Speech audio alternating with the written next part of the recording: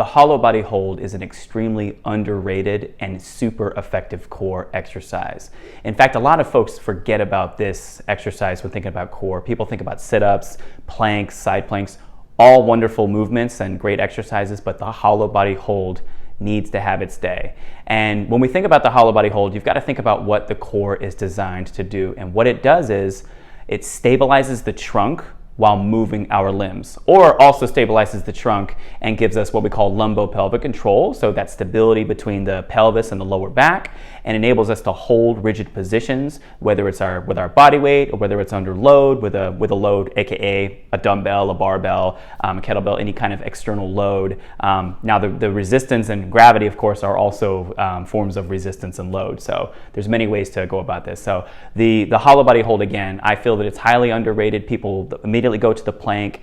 I differ from a lot of coaches in that I actually start with the hollow body hold, and for the number one reason is we're starting on our back. We're in a position and we're teaching you how to brace your core, how to get into that hollowed out position. And what's wonderful is this exercise is great in its own right. It's going to train that core stability and that core strength, but it's also going to carry over into a bunch of wonderful movements. Just to name a few, we have the pull-up, we have the overhead press, and then we have the deadlift. That hollowed out position, abs tight, pulling the rib cage down to the belt buckle, short core, which is a cue I learned from my coaches years ago, has tremendous carryover to those movements as well as many others. By the way, if you want to learn about pull-ups, I have a couple of videos that I just put up. I've got the 5-step process to master your first pull-up, and then I have another video that talks about the fighter pull-up program. So watch this video, learn about the hollow body hold, and take that knowledge and watch the next video, learn about pull-ups, and you will be a step above, a step beyond, which will be really exciting. So again, just to recap, super underrated movement, highly effective at training core stability and core strength. And let's get into the how of the hollow body hold. So what we're doing is when we lay down on the floor on our back, in what we call that supine position, we have a natural S-shaped curve in our spine going from the cervical all the way down to the sacral. It forms quite literally an S shape if you see a diagram. And as a result of that, we have a natural curve in our low back. It's very normal. It's nothing to be alarmed by. I'm not saying this to scare you. Don't worry. Your spine is designed that way for a reason. Now, when we get into the hollow body hold position, bracing the core, we're actually going to press that lower back into the floor. And the way we're going to do that is we're going to really do three main things. I like to do kind of 1 and 2 together, but we'll separate it out to make it make sense for you. You're going to begin by starting on the floor, and you're going to bring your rib cage up towards the ceiling. Not into a full sit-up or kind of a full crunch. I think of it as like a mini crunch position. We're going to bring that rib cage up. And then as you're doing that, we're going to bring your legs up, your knees up. And what's going to happen is you're going to posteriorly tilt that pelvis back, aka kind of like a dog tucking its tail. And bringing the ribs up, we're going to engage the core musculature and press that lower back into the floor. So you're going to be in that flat back position, that flat back against the floor. And we're going to get into in a moment into the test as to if we're getting into that position.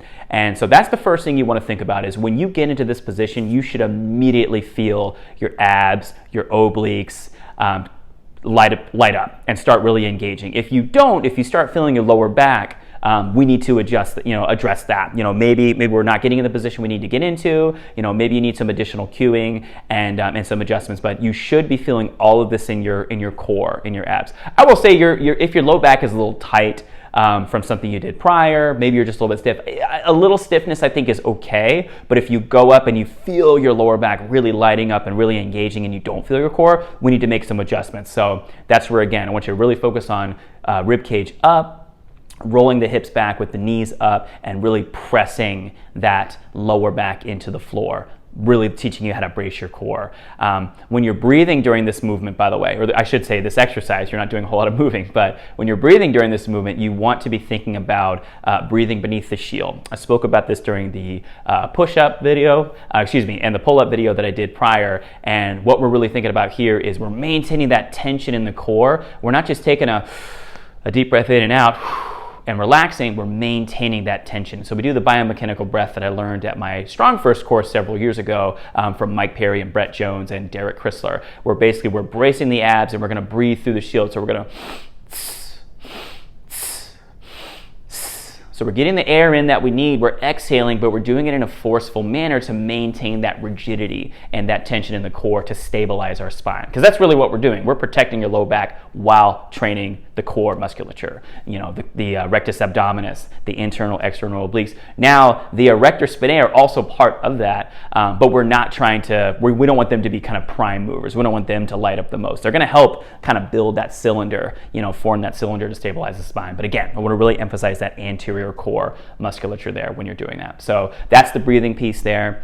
And once you get into that position and you feel like you've gotten at that level 1 position, as I call it, where you're up, the arms are pointed up towards the ceiling. I always say kind of like Frankenstein arms. They're pointed up towards the ceiling, the knees are up, and we can maintain that flat back position. I always shoot for about 30 seconds, maybe up to a minute, but at most a minute. I don't exceed that. I find that unfortunately with fitness, we've gotten to the point where people have focused on, a lot of coaches have focused on how long can we hold a position, how long, someone can do a 3-minute plank. I was certainly guilty of that in my earlier part of my career. I had a client that was doing 3-minute planks. It was awesome. It was honestly really an impressive feat, but I've since learned that there are much more effective ways to train the core strength, the core stability, and get more bang for your buck, focusing less so on the amount of time that we're doing, and more so on the tension generation. And there's wonderful ways to scale this movement, which also makes it wonderful. So you've got that level 1 position,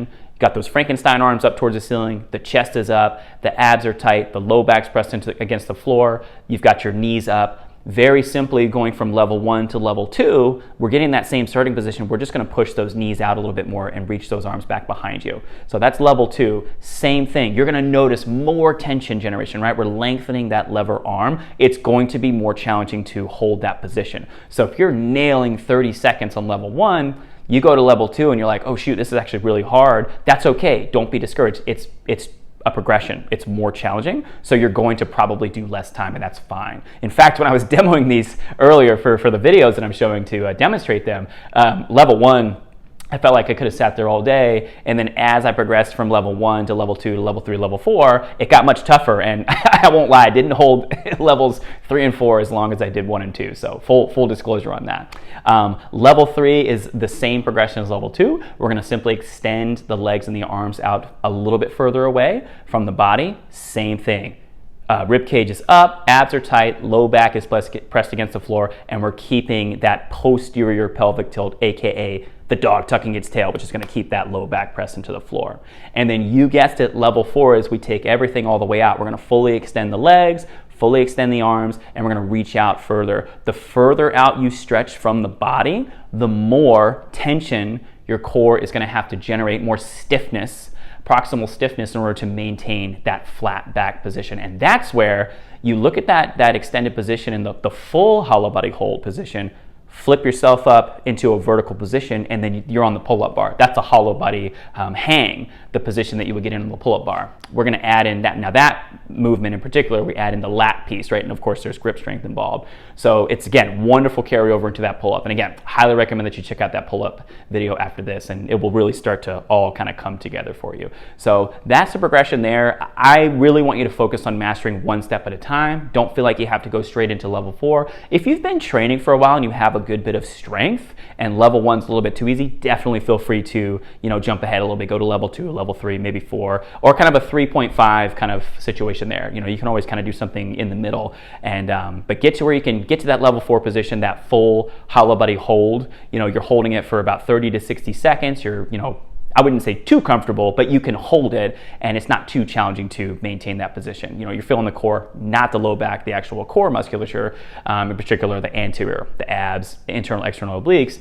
Then we can get into progressions, which is great. And before I get into that, before I forget, the test for this movement is very simple. You can do it by yourself or with the assistance of a coach or a lifting partner. You very simply take a resistance band, put it under your low/mid back area, and then get into that position. Same deal. You hear the repetition, right? I'm repeating it for a reason. I want you to really learn and master this material. So it also helps me continue to deepen my understanding of the material.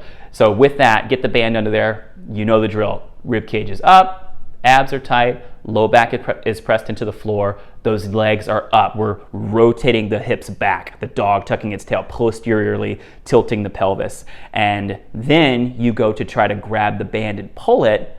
If you're able to pull the band out from under you very easily, we're not in that position, right? There's space between your back and the floor. My jiu-jitsu instructor would say there's sunlight, there's daylight between there. We want to close it. We want there to be darkness, no light to get there. So if you're pulling it through easily, we got to focus on getting in that position better. It's a great way to test when you're getting into a progression. Maybe you get in that progression, you're like, I'm not quite there yet. It's all good. Go back to the first step, that prior step, and just stay there longer. You're trying to pull that band and it's not going anywhere. It's tight. It's really stuck. Then you've hit that sweet spot. Abs are tight, the low back's pressed against the floor, you're in a safe, stable position. So that's really what I want you to emphasize here. With movements like sit-ups and leg raises and various other movements, Russian twists. I'm not going to say that they don't have a place in a fitness program. I actually just programmed sit-ups for one of my clients, one of my athletes. But I do find that these movements have more carryover into core strength, particularly when we add movement, because then we really get into the full power of our core. You kind of become a Jedi, where the progression that you're about to see here is the hollow body pullover. And this is one of my favorite drills. We can really do it with not a whole lot of weight. You're going to get into that hollow body position. You're going to hold some kind of a weight. And in this video, I have books, which is wonderful. And we're just going to take our arms in that kind of Frankenstein position, facing up towards the ceiling. We're going to slowly reach those arms back behind you. And, try to, if you can, touch the floor, as long as we can maintain that position. Shorten up the range of motion as needed. If you reach a certain point and you start to lose the cylinder, the rib cage starts to flare up and back, then we need to shorten up that range of motion so that we can maintain that rigid position. So it's a great movement. Just to recap, like I said earlier, super underrated movement, super effective. I like programming each of these steps in that kind of 30 to 60 second range. Ideally, probably to 30 seconds is the ideal, and then just slowly progress into steps, levels 2, 3, and 4. When you've mastered that level 4 position, then we can start adding movement. We can start holding that weight and doing that pullover. And suddenly that light, quote unquote, dumbbell in the corner, that little 5-pound dumbbell or 3-pound dumbbell, can suddenly become quite heavy with this type of movement. Just a few pounds back there is going to really force that core to work even harder to maintain that rigid position, which is awesome. And that's what I love about this movement. It's super scalable. We can add movement to it. I had another video years ago where I had a stack of my comic books on one side, and I got into the hollow body hold position, and I picked one book up, pretended to read it for a brief moment, and then set it down to the other side. So similar to the Russian twist, where there's a little bit of movement with the arms, a little bit of rotation, but focusing more so on that rigidity of the core to maintain that stable position. So I hope you got a tremendous amount of value from this video. If you did, please hit the like, hit that subscribe button. I've got a lot more tutorials coming your way. If you have any questions, please feel free to comment below. And until then, I'll catch you on the flip side.